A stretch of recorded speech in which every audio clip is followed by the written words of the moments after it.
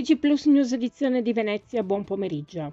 Apriamo il nostro notiziario con la cronaca. Sono 150 gli interventi effettuati dai vigili del fuoco in seguito al maltempo che ha colpito Padova e Venezia la notte tra mercoledì e giovedì scorso e proseguono gli interventi di prosciugamento dei garage e dei seminterrati invasi dall'acqua.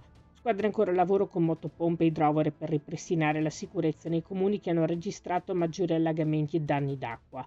Tra questi Villafranca Padovana, Mestrino Albignasigo, Mira Mirano e Spinea. Cambiamo argomento. Nei giorni scorsi, presso l'aeroporto Marco Polo di Tessera, la Polizia di Stato di Venezia ha arrestato un cittadino in esecuzione di una sentenza emessa dalla Corte d'Appello di Trieste per gravi fatti commessi nell'ambito familiare. I fatti risalgono al 2021, anno in cui in più occasioni l'uomo ha maltrattato la moglie alla presenza dei figli minori, esercitando su di lei una soggezione sfociata al culmine di una lite in una violenza sessuale. In occasione di un intervento della volante, la donna aveva trovato il coraggio di raccontare tutto alla polizia, che l'ha aiutata ad uscire da una situazione di violenze che perduravano da 4 anni.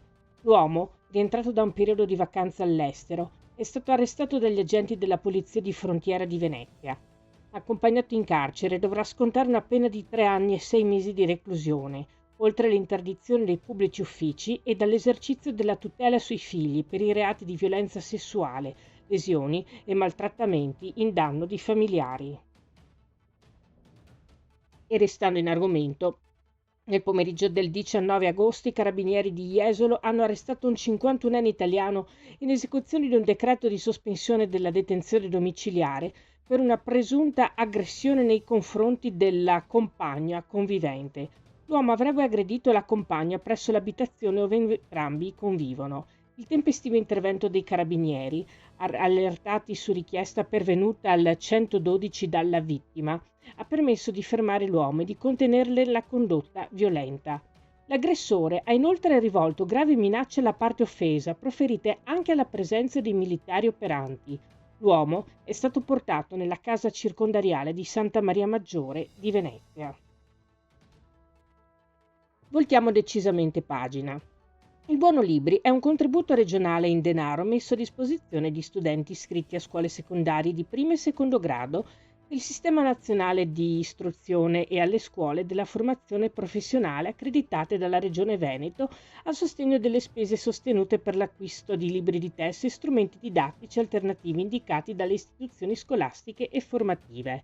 Il contributo viene riconosciuto sulla base di una domanda presentata dal genitore o dal legale rappresentante dello studente. Gli studenti maggiorenni possono presentare direttamente la propria istanza.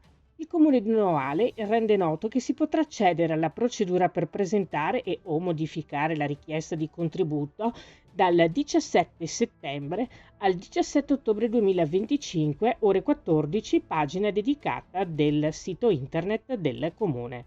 Si chiude qui il nostro notiziario. Grazie per essere stati con noi. Arrivederci.